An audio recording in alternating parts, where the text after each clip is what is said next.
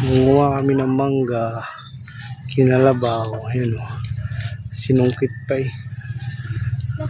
Ayan o. Ito pa, dami na kami nakuha. Kita, yun. Bigat na bigat ah. Yeah. Uy, dalawa. Dami langgam. Ay ko, ayan o. Ano ba na? Dun sa kabila yung mga Indian mango. Ayan.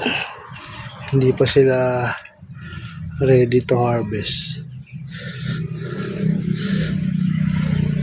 Dito muna tayo sa mga kinalabaw na una to eh. Harvest na sila kasi may mga nalalaglag na. Yun dami, yung kumpul, isang kumpul yan to eh. Isang kumpul yan.